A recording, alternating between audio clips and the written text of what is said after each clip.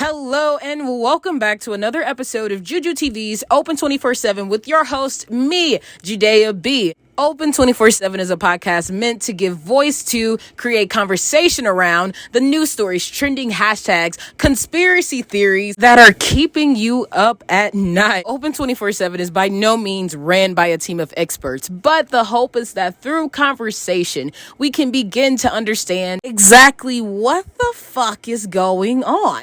I am JUJUtv, and this is Open 24/7.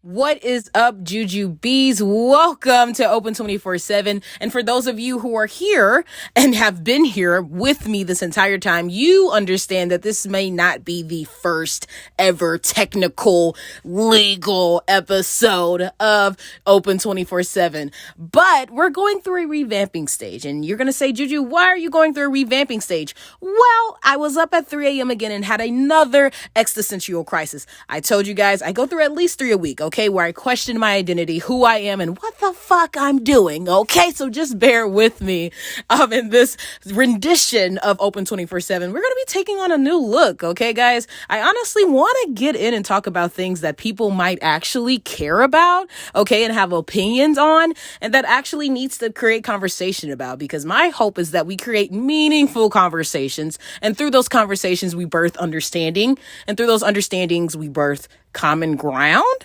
We are officially into the second week of the second month of 2022, and there are already too many things going on. Just too much. But apparently, if you speak to anyone that is on the angelic numbers committee of higher power and all things knowing, they say that two actually is a good thing. They say it's abundance. I'm not sure if it's abundance, but someone fact check me on this. They did tell me that apparently 222 is a full of good things. It's a good set of numbers. I'm apprehensive about it because I'm not sure. Too much has been happening in 2022 already for me to soundly agree that 222 is a good number. But I don't know. Maybe y'all are having a different experience than me. Let me know. Has 2022 been good to you? Has the number or angelic meaning of the numbers 222 been apparent? Look it up. Get back to me. Fact check it. See if it aligns. I'm curious to know, guys. Seriously. But we're not here to talk about that. That's another episode for another day.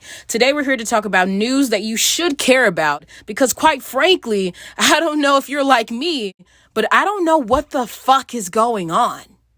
I even told myself, Ju, you know what? We're going to keep it light this episode. We're going to keep it fun. We're not going to go into anything too heavy. But time and time again, I am proven that life is not light all the time.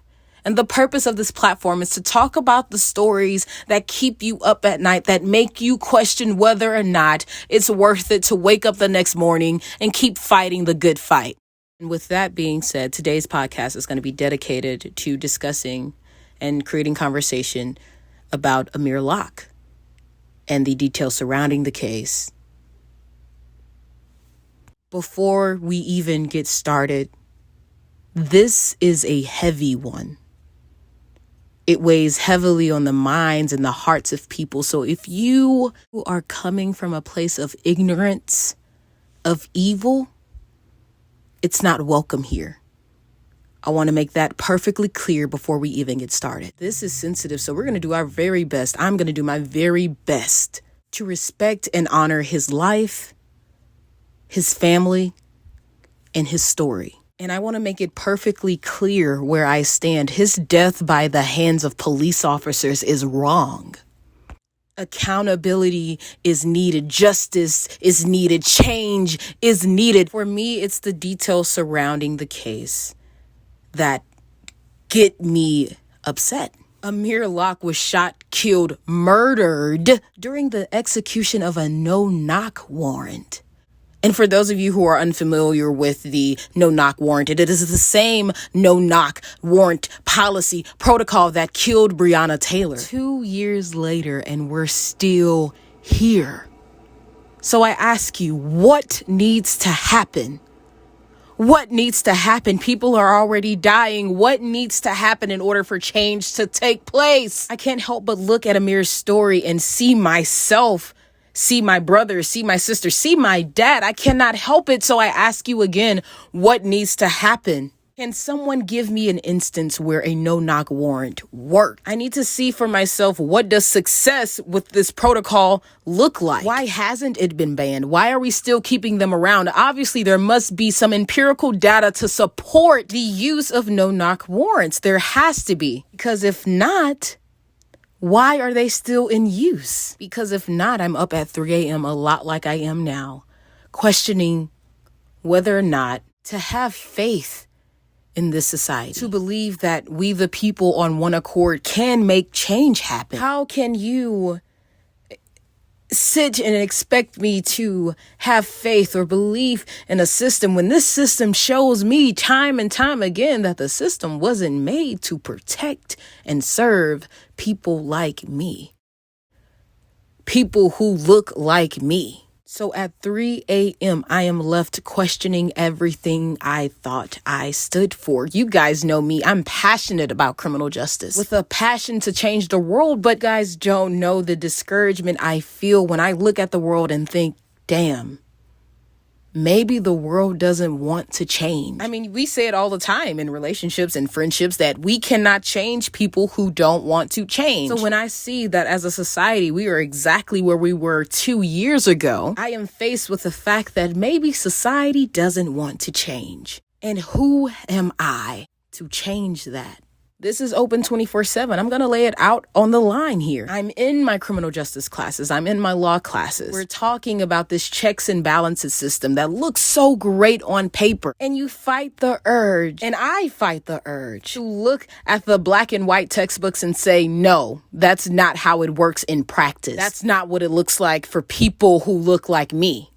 I don't know what criminal justice system they're talking about, but I experience a completely different system. A system that exploits its poor, criminalizes its working class, and ignores its people. And how do I compete with that? And that's what I'm up against at 3 a.m. on a Monday morning, with work in a couple of hours and school after that and a life to navigate. It is scary. It is discouraging, but I can't not talk about it anymore. I have to say something unless my thoughts consume me. I have to say something because silence is not rewarded. I have to say something because if I don't say something, that means I'm complacent with what and how things are, and I'm not.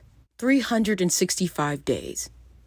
365 times the sun rose and the moon sank. 365 opportunities to make the world a better place. 365 moments in which I can choose to make a better tomorrow. Maybe I can't change the world. Maybe I can't change the actions of people or the thoughts of people. Maybe I'll never understand what the fuck is going on. But every day I'll make the choice to strive for exactly that. All I can ask is that you do the same. Take a look into Amir's story. Take a walk into the shoes of grief and sorrow. Experience the pain and loss. Make sense of the chaos. Because if we choose to ignore it, pretend it's not there, then we don't get better.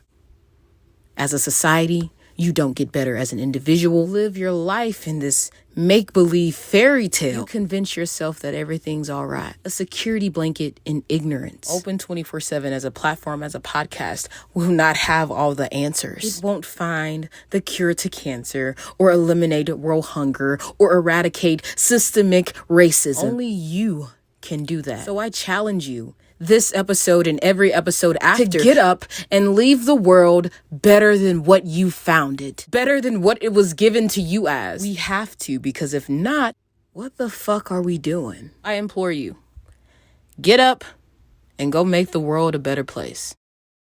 I'm your host, JUJUtv, and this has been JUJUtv's Open 24/7. Be sure to follow me on Instagram at IAM Juju, JUJUtv. Until next time, God bless.